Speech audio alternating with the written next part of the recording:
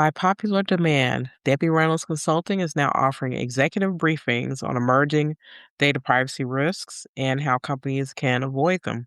To learn more, visit the executive briefings page on my website. Thank you.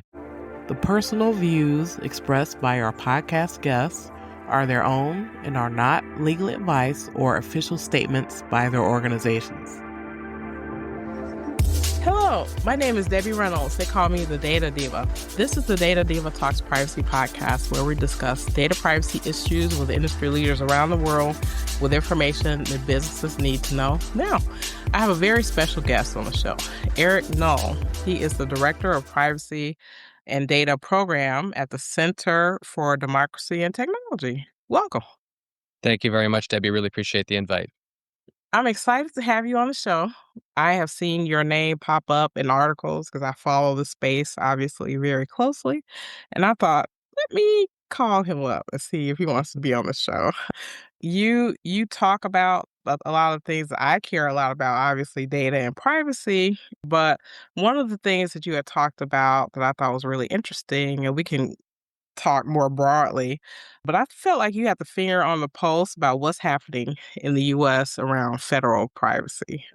Because we hear, it's so funny because I have a lot of clients and people in Europe, and they're like, what's going on with the US and privacy? Why don't you have a federal privacy bill? And a lot of people don't understand how difficult it is to actually do. But I want you to tell me, first of all, how on earth did you get this job, which sounds amazing? And then, where are we? What's going on with federal privacy in the US? Sure, happy to talk about this. So my origin story is a bit different than a lot of people's. I was born and raised in Vermont, and I actually spent most of my early childhood and teen years as classical clarinetist, and I actually started my undergrad as a classical clarinetist major. And ultimately, that did not work out for me, as you can probably tell. And so I transferred back to the University of Vermont and ended up taking a constitutional law course with a professor who I really loved. And he got me super interested in it and realized, oh, maybe the law actually is kind of an interesting topic that I would be interested in pursuing further. I think ultimately, looking back, I probably went to law school for all the wrong reasons. It was right around the time of the Great Recession. There weren't a lot of jobs, and so I sought, particularly for a fresh undergraduate, so I sought shelter in more schooling. So I ended up going to law school and took a class called the Law of Surveillance, which was taught by a professor named Susan Crawford, who was big in the tech policy world at the time.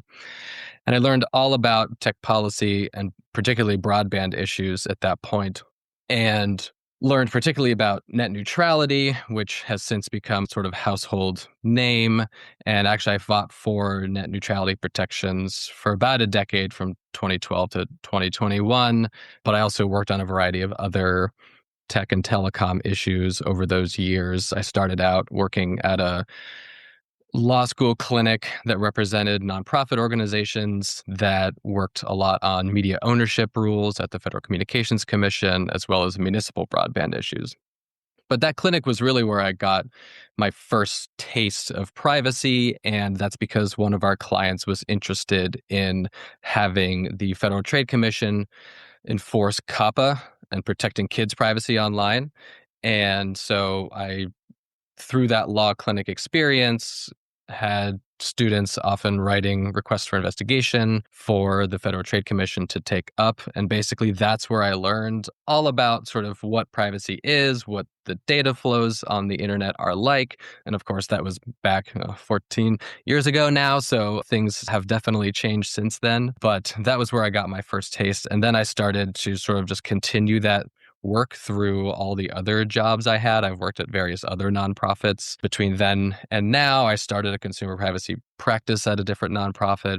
And then I learned during 2016, when the Federal Communications Commission was working on broadband privacy, that was another sort of deep dive moment for me, where I really dug deep into the issues and submitted several very lengthy comments to the Federal Communications Commission about what should be in a broadband privacy rule, and then they ultimately passed something that was, at least for the time, quite good.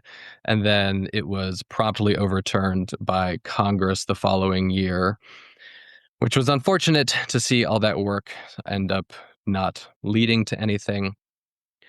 But through those experiences, I think what really crystallized for me is what and why privacy matters is that it has a very close relationship with power.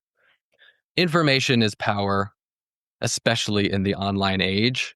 At a very basic level, knowing information about people allows for a variety of things, but including on the worst end of it, manipulation, control, extortion, that sort of thing. And generally, just knowing someone well and understanding how they function can help you convince them to do things. Are they an analytical thinker? Are they an emotional thinker? Are they quick to make decisions or do they deliberate? What are they motivated by? Money, altruism, food, what have you? Knowing all of that stuff really helps you try to convince people to do things. In the broadband space, what I saw was very powerful, arguably monopolistic companies getting access to a ton of data about people, particularly, at least before HTTPS was as widely used, essentially your entire browsing history for your entire household. And what I saw was okay, some of the data that these internet service providers collect is to ensure that the network functions correctly, that traffic is being routed in the correct way and to the correct endpoints. But there's a variety of data that these companies have access to that maybe it should not be a sort of limitless ability to collect, process, use, etc., that information. So outside of the broadband space, over the past 20 plus years, we've seen companies develop the quote unquote free online business model where companies have essentially demanded we give up everything about our online lives in service of that business model and for various other motivations, profit obviously usually being the primary one, but there are others. And it doesn't have to be that way. We didn't need to completely give up our privacy to have the internet, nor to access free services, but that's essentially where we are. And looking at the debate today, you see tons of anti big tech sentiment from both federal and state legislators. You see this everywhere. But a lot of them have focused so much on a law called Section 230 of the Communications Decency Act. This is the platform liability shield for user generated content. I think they've missed sort of step zero of that approach, which I think might accomplish more than repealing Section 230 would, which is limiting their ability to collect and process data about people. I think that would protect against a variety of different harms and prevent some of the harms that the people who want to repeal Section 230 are trying to address. Obviously, not all of them, but I think it's a sort of a precursor to it. So, with all that in mind, I saw this position at my current organization to focus exclusively on privacy. I'd sort of been a lifelong civil society person. I've been fighting for the consumer for almost 15 years now. I find that it's a passion of mine, both personally and professionally, to try to fight for better privacy. And so I've been at my current organization for 4.5, almost 5 years. That is an excellent background, and that says a lot about you. I find the people who are most effective in this area are people who have a personal interest in it as well as a professional interest. So that explains why what you say and the things that you've done and written and spoken about resonate with me very much so. Thank you. Wow. Let's talk about federal privacy right now. So, this is something people talk about a lot, and I'm almost shaking my fist at the sky a lot of times because I feel like people don't understand what they're asking for and they don't understand where we are or how we got here and why we don't have, a federal privacy law. But what's the landscape? What are we dealing with right now?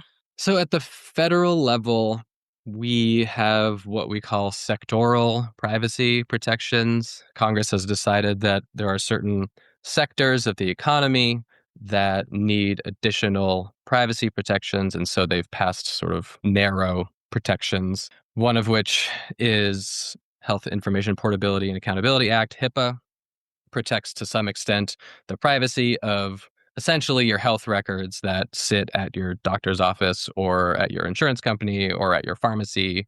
It does not protect health data outside of those situations. So health data that's sent, if you have a smartwatch that collects your heart rate data or anything like that's all just protected by General Consumer Protection Section 5 authority at the FTC, which I'll get to in a second.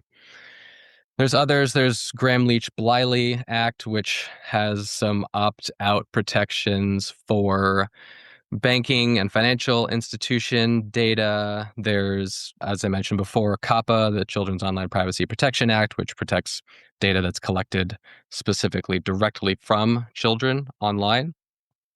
But other than the sort of narrow sectoral approach, the privacy protections at the federal level have fallen to the Federal Trade Commission. The Federal Trade Commission's authority is very high level and it covers deceptive and unfair acts and practices. With the exception of a couple of cases during the Biden administration, most privacy protections that exist at the federal level are based on the deception authority, which essentially means companies cannot lie to consumers about what they do with data. This and other things led to the explosion of privacy practices online. Now every website has a privacy practice. They all have very long-winded legalese documents that nobody ever reads linked on their websites to try to make sure that they comply with or that they're not deceptive with regard to their privacy practices. That has essentially led to what's called a notice and choice framework, which means the company who is acting on my data, collecting it, processing it, etc., tells me how they're using my data. And if I accept those terms, then I continue using their service. And if I don't accept those terms, then I cannot use the service. And this becomes particularly important because for services like Facebook, like TikTok, like all these social media companies that have millions and millions of users, which is called the network effect. As more people join the network, it becomes more valuable to everybody else. So if you want to talk to your friends and family on Facebook, you have to accept their privacy practices. You don't really have a choice to.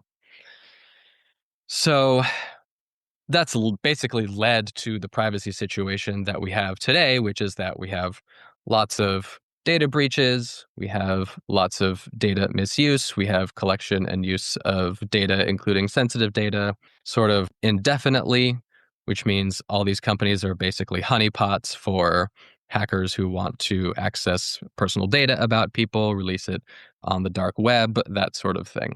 Congress has tried several times, I will say twice in recent memory, very seriously, to pass comprehensive privacy legislation.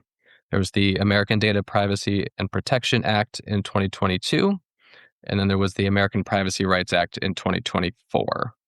Both were bipartisan, both were bicameral, which means they were versions in the House and the Senate. And everyone tried very hard to get to an agreement, and both times we were not able to get there. The bill got the ADPPA, the one in 2022, got the furthest along. It passed out of full committee, out of the House Energy and Commerce Committee, but unfortunately did not get further than that. And the American Privacy Rights Act of 2024, I do not believe got out of committee.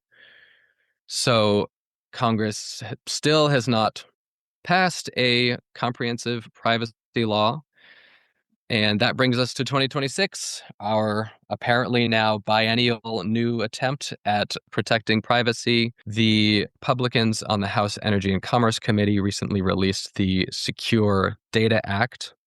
And I'll just jump into this just because I'm already talking about it. So my sort of legislative goal, legislative philosophy for privacy is I want people to be able to experience the internet for all of its benefits, talk to their friends and family, educate themselves, create new things, purchase the goods and services they want, etc., without having to worry about the vast overcollection and use of data about them. People should be able to trust that the online services that are collecting the data, that they're only collecting the data necessary to provide the service they're asking for, which would then help reduce the potential harms they might experience later on from the sale of that data in the vast data brokerage market, or from inevitable data breaches, or from sensitive data being misused, or getting unauthorized access. And this is basically a long way of saying we should be treating privacy like a human right, not like this is some purely individual problem that only individuals can solve or that people have to trade away for access to services. We need to align the law with consumers' expectations, which, in my view, consumers generally expect that companies are going to collect data to provide their services. Of course, if you purchase a product from someone, they have to collect your credit card information, they have to collect your address information to ship it to you, et cetera, et cetera. These are the kinds of things that are necessary to provide a service. They generally don't expect companies to collect everything under the sun about them, about what they do on the internet, having a Facebook pixel on every website that reports back to Facebook when you go to a certain website. They're generally not expecting that. They don't expect tons of cross-device third-party tracking, which is happening everywhere on the internet right now, all to create a massive profile of them for advertising and other purposes. Now, some people will say that consumers actually do expect companies to do all this. And my response to that is, well, consumers expect companies to comply with the law. And right now, the law lets those companies do all those things. But I suspect if you ask them in a vacuum, that they actually would not necessarily expect Facebook to be collecting data about every other third-party website or every third-party app that they access, which is something that Meta currently does. So the Secure Data Act specifically, and this also applies to a variety of state privacy laws that have passed because the Secure Data Act is based on the Kentucky privacy bill. Basically, the Secure Data Act continues to scaffold on top of this sort of broken and failed notice and choice regime that the FTC built out of their deceptive authority. And now states are starting to say, okay, as long as companies disclose all of their data practices to consumers, then you're good. And the data minimization standard in these laws is that anything that's reasonably necessary or proportional to providing or to data processing as disclosed to the consumer, and that will be in a privacy policy, then that's all they have to do. There's no affirmative limit on anything they really have any of their data practices. As long as they tell the consumer, okay, we collect your data for behavioral advertising, we collect your face, we collect your name, we collect your address, telephone number, credit card, etc. We do all that. We retain it forever. And you just have to accept those terms if you want to use the service. That's not exactly what I want, but that is what essentially the many of the state laws that have passed have already said, and what the Secure Data Act has said. And so basically this means industry doesn't have to change anything, and compliance is very easy. Consumers get essentially nothing, and it reflects an approach to privacy that has prioritized industry burden reduction instead of consumer burden reduction. I was talking about notice and choice and privacy policies, and like we know that people don't read privacy policies. We know they don't like them. We know they don't think they're particularly useful.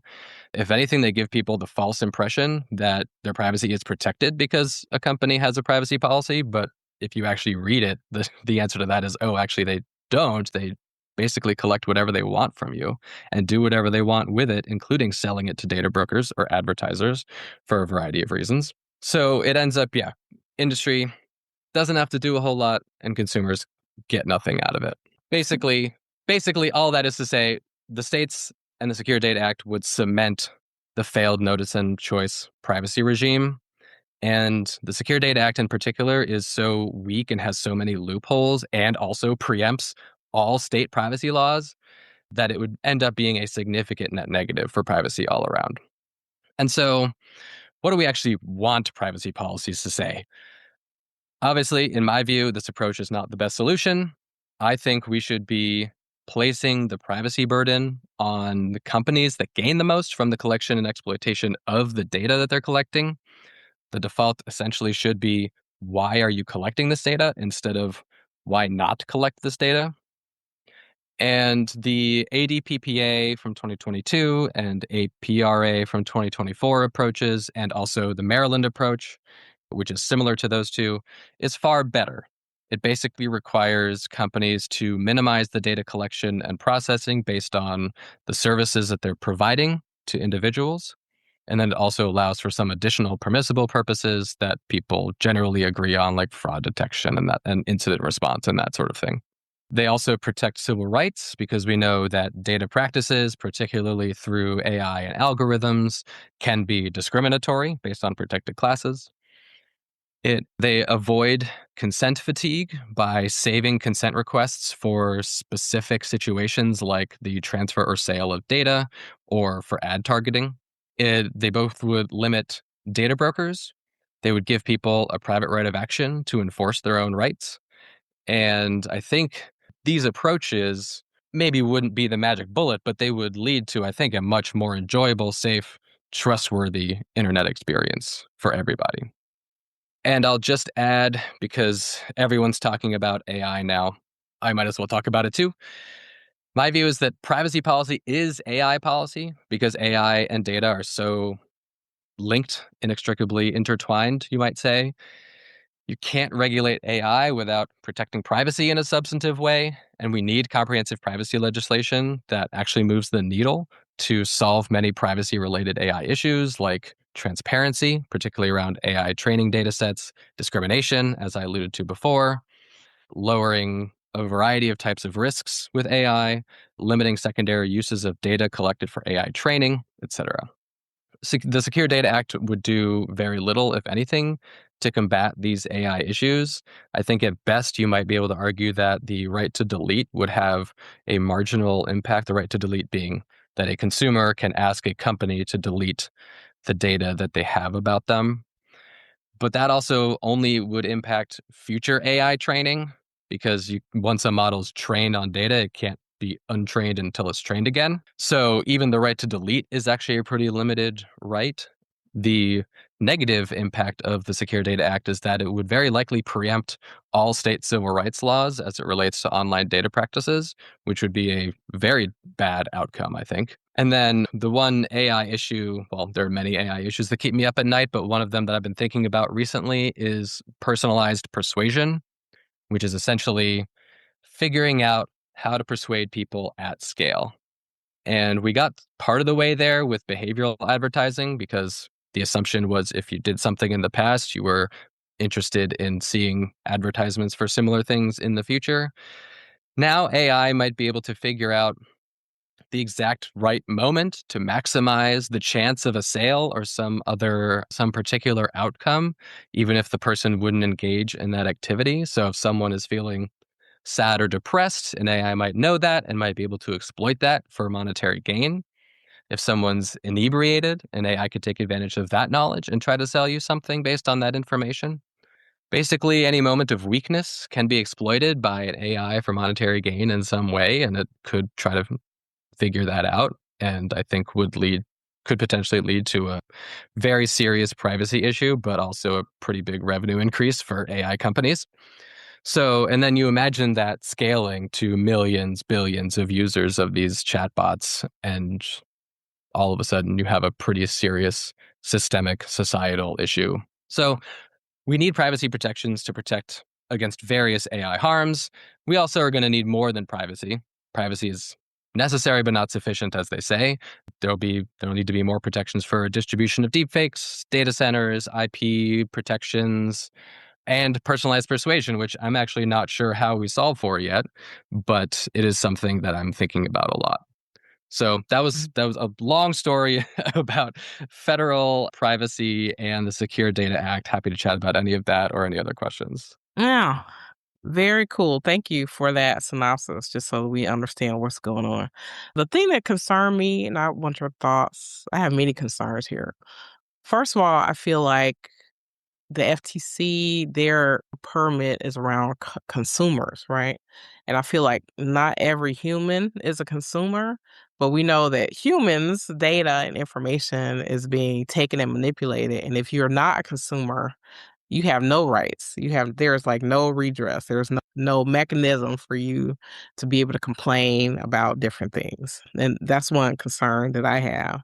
And then also the fact that we're putting even more work on a consumer that already I have a job. I don't need another job. So to me, my other sidebar thing, I feel like a lot of the AI things that companies are doing, they're basically putting the work on you. So basically, in effect, you become the free employee of a company. So an example I give you that is like when you go to the grocery store and you're doing like self checkout.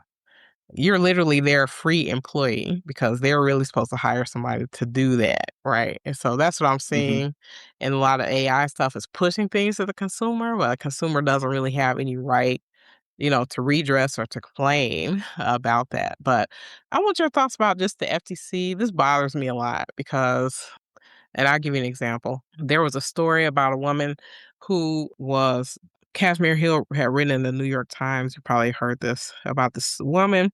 She was divorced from her husband. He was abusive. And in the divorce, she got a car out of the divorce. So when they split their assets or whatever. Mhm. So he started stalking her through this car because he had the app and he knew where she was, and he would show up where she was or leave like he left a baseball bat in her car, like threatening her. Wow. And then she had contacted the car like manufacturer or whatever, and she was like, "I want you to turn off like the GPS in the car because this guy's stalking me." And they're basically said, "Well, when they were married, he bought the car, right? And so even though she Mhm. got it in the divorce, they were like, "You're not our customer. Like he is Mhm. our customer, so we don't owe you any obligation or anything." So she Mhm. essentially she had to find a mechanic that disabled the GPS in the car, which also like voided her warranty. But she didn't have any choice. She's like, do I let this guy like stalk and kill me, or do I like void the warranty to this car? And so this is the concern that I have about the FTC working on privacy, even though I think it's good that they're doing that, but there's still a gap there. So there's still people in a gap that is not covered by under the consumer umbrella. What is your thoughts? For sure. Yeah, I'll take the car thing first. So we actually work a little bit on car privacy as well. And one of the things we've been pushing for is to protect the occupants of the car, like all of the occupants, and not just the driver, not just the owner of the car, like making sure that whoever's in the car, that's the privacy we care about and not just about, whoever the owner is or whoever the driver is. And we've also worked on the domestic violence aspect of it as well, trying to make sure that victims of domestic violence can separate ownership and can turn off location if they need to. I think all of those are super important to make sure that victims are not re victimized over and over and over again. On the consumer and FTC and putting the burdens on people issue, yeah. So because privacy has been formulated as this sort of trade related protection, it's focused a lot on consuming things. Now, we generally take a pretty wide interpretation of consumer. We basically think that anyone who goes to a website, regardless of whether they actually purchase something, is a consumer. So it could be worse for sure, but we are absolutely continuing to place burdens on these people who don't have the time or understanding or inclination to be able to read all these privacy policies. There was a study several years ago that showed that if somebody had chose to read all the privacy policies they interact with every year, they would spend several hundreds of hours every year just reading them, much less actually trying to understand them. And I think that's the next step. That I'm a privacy professional. I read a lot of privacy policies and I've done a lot of privacy policy comparisons, and it is very hard to understand exactly what companies do. This is made worse by the fact that a lot of companies are writing privacy policies as basically liability shields. So they will say, we may do this, we may do that, we may do 100 different things to cover, even if they don't actually do them. They just want to make sure that if they decide to do it in the future, they don't have to issue a privacy notice update. So they just cover anything that they might want to do, which of course leads to more confusion because then if you think a company is doing something with their data, but it's not, that actually seems like something worth telling people. But if you list it under we may do X, Y, and Z, then that's actually not good in the other direction as well. So, yeah, we continue to place burdens on individuals and consumers. I think it's made even worse with dark patterns, which is now we're not even talking about the free choice of someone to decide whether they want to be tracked with cookies, for instance, but it's just someone who saw the bright blue accept all button and was like, all right, I'm just going to click that. Or the options are accept all and more options. And then if you click more options, it brings you to another website. And then there are 5 different toggles you have to toggle on or off depending on which type of cookies you want to track you. And I do this all the time because I get a special sense of accomplishment by clicking on more options and going through the dark pattern, even though I know most companies expect you not to. But it is legitimately difficult. And then there's different types of cookies, like the strictly necessary cookies, which you can't disable, and then the tracking cookies and the functional cookies and the analytics cookies. And it's like, I barely understand this stuff, much less someone who's just trying to buy a product or talk to their friends and family on a service. So it's incredibly infuriating to me that we've had 30 years of this system. Most people understand that it has failed us over and over and over again and continues to fail us in new ways all the time. And yet 20 of 21 states now have passed laws that cement this exact practice. That's what we tried to do with ADPA and APRA, tried to affirmatively limit the collection on the business side. So, as I said, consumers can just surf the internet and not have to worry about all this stuff. But we continue to place the burden on individuals. And it would be really nice if we could, sort of flip that switch and make it so we didn't have to do that anymore. I agree. I would love for things to be opt in instead of opt out because I feel like we're always trying to fight, of all the hundreds of things that we see every day, we're always fighting our ways to get out of things as opposed to not getting into things in the first place. But I want your thoughts on age verification. I feel like this is just gone bonkers in the US and in other countries. But and I guess my issue, and I talk about this a lot because I'm like, okay, oh, I hear people say, "Oh yeah, we should protect children online." It's like, okay, well, how do we do that? So it's like, okay, well, let's. I'm like, kids don't have IDs, so how do you age verify them? And then they're like, oh well, we'll find some way or whatever. Like, well, because that's why a lot of adults now are going to websites and just asking for their identity or their information because there really is no good way to tell an adult from a child. Adults have IDs, children don't, right? So that's why we're seeing companies trying to do things like selfies or trying to put people in like age bands or different things like that. But I just want your thoughts because I feel like what we're doing, we're saying we want to protect children online, but we're actually collecting more data.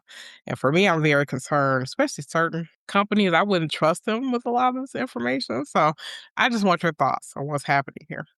Absolutely. So obviously, protecting children is a laudable goal. It's very important. We should be protecting children. My personal view, and I wrote about this several years ago, is that the best way to protect children's privacy is to protect everyone's privacy. And then you can maybe have a couple additional protections for children if you want on top of those baseline privacy protections.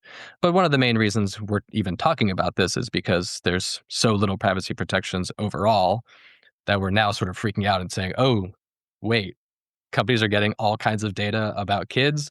Kids are ignoring the terms of service that say no one under 13 is allowed to have an account, blah, blah, blah.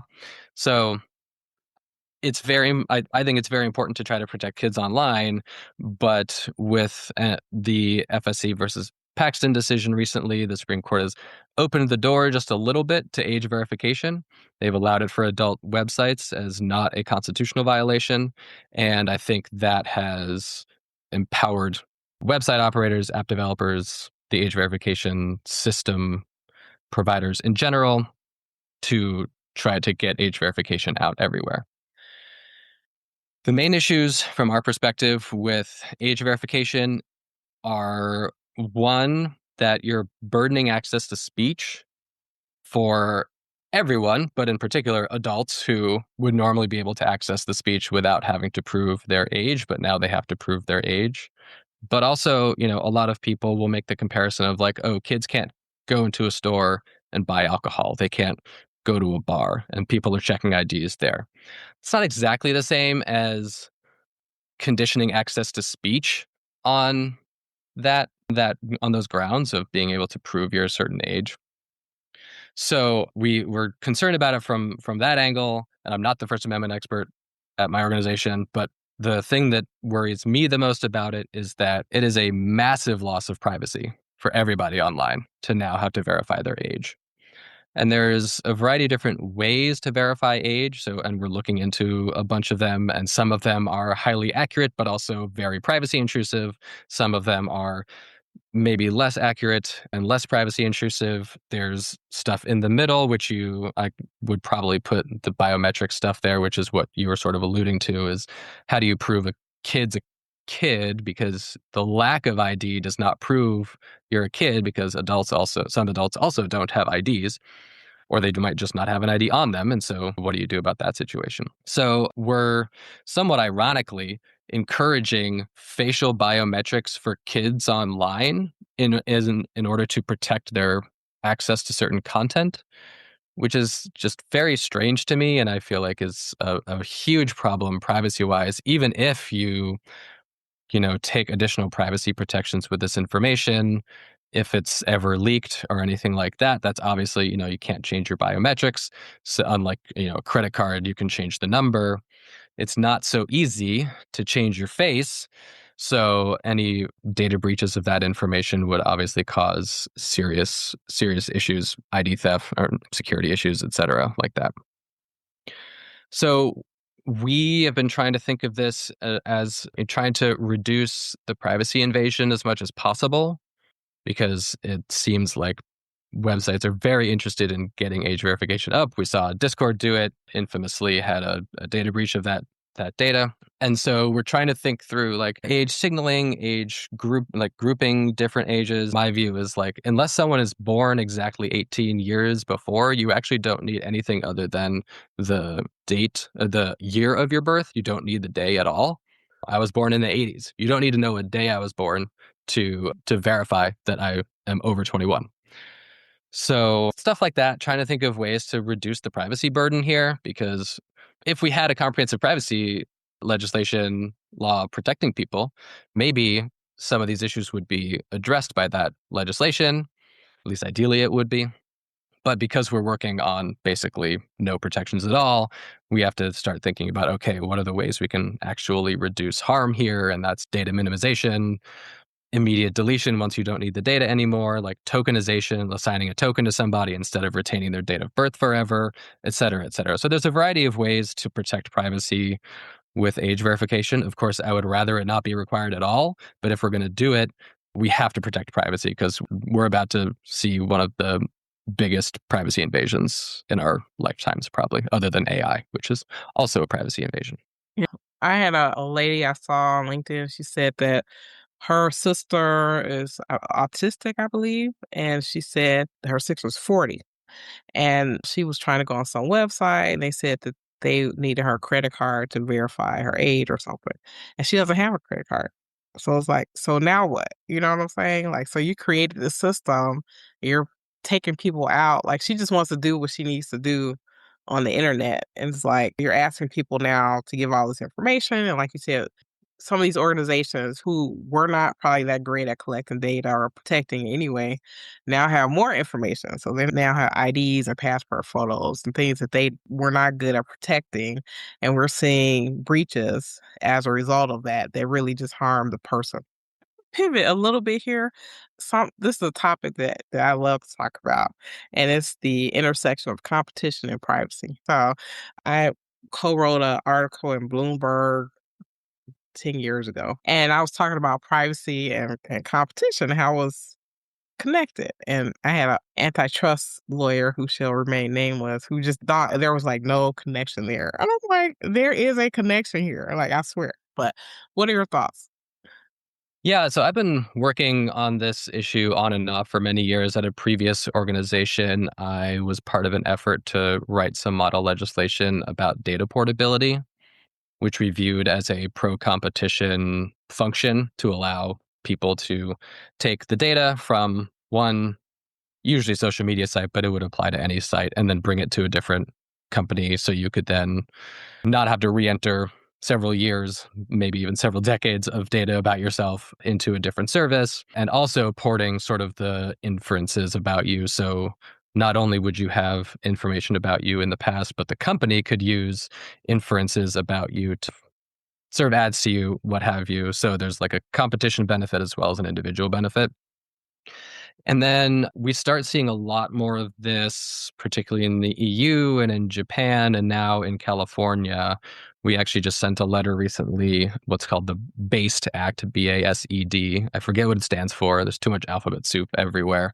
But it was basically a competition law, and it, in our view, did not protect against privacy violations, because basically what we're talking about, so data is the source of a lot of the, as I said before, power that companies have, their ability to infer information and target you with ads, and now increasingly the ability to create useful AI systems is all based on how much data they have, and third parties want access to this data.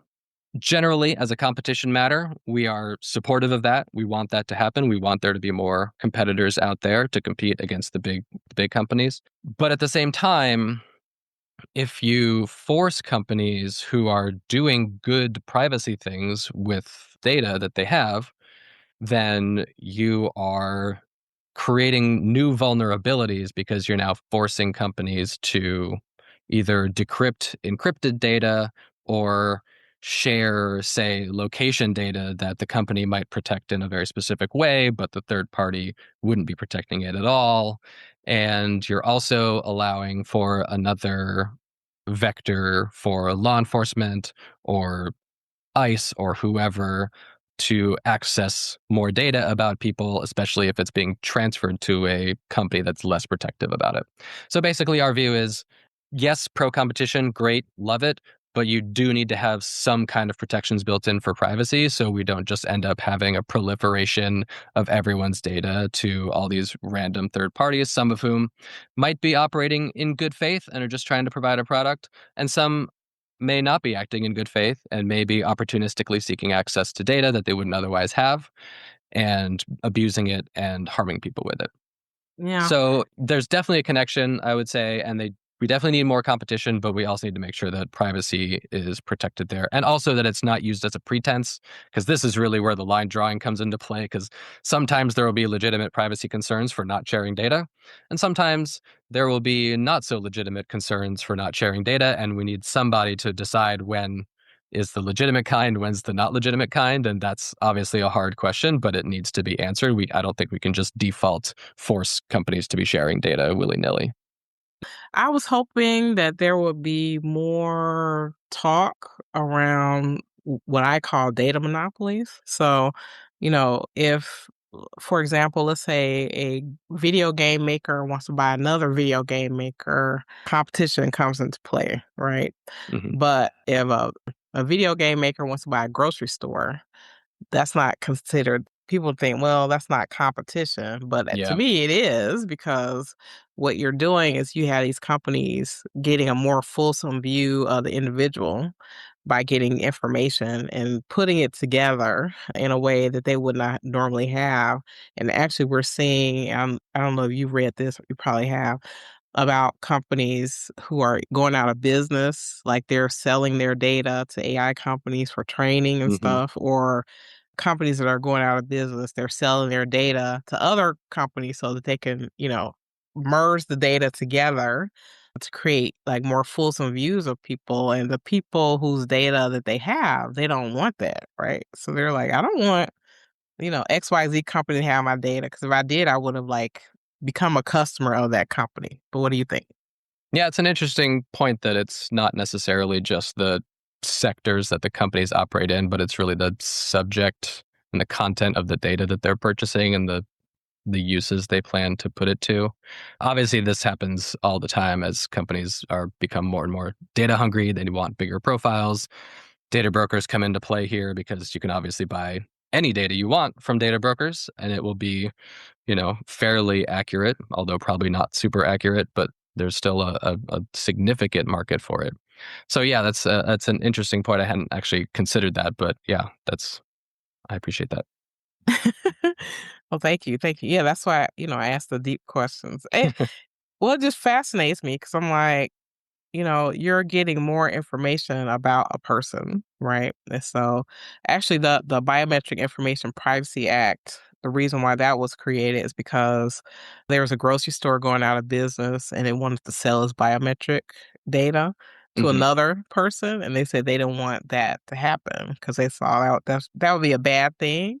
And then once you like say for instance, if your biometric data was going to be sold, you don't really have any control over that. So that's the issue. Yeah, and we saw that with 23andMe as well when they went out of business, and selling genetic data is not a great thing to do when you don't have the consent of the people whose genetic data it is, because that's also data that cannot change. Exactly, exactly. Well, if it were the world according to you, Eric, and we did everything you said, what would be your wish for privacy anywhere in the world, whether that be human behavior, regulation, or technology? Sure, I think what I most wish is just if companies would start doing the right thing regarding privacy practices and AI in particular. I'm not holding my breath for that outcome, so I think I would probably 1.5, 1.5, I would choose legislation that aligns company practices and consumer expectations so people can actually realize the dream of just going online and using the internet and not having to see a cookie consent pop up, not having to read a privacy policy or pretend to read a privacy policy, and just be able to enjoy the fruits of the internet without worrying about privacy at all. Yeah, I share your wish. I share your wish. I hope we can get there for sure. Me too. Thank you. Well, thank you so much for being on the show. This is Of very course. good. This is a lot Appreciate of it. information. So I'm sure hopefully we'll have chance to connect in the future. This Would is a love to. fascinating topic. Yeah. Great. Thank you so much. Really appreciate the invite. Thank you. Thank you so much. Thanks.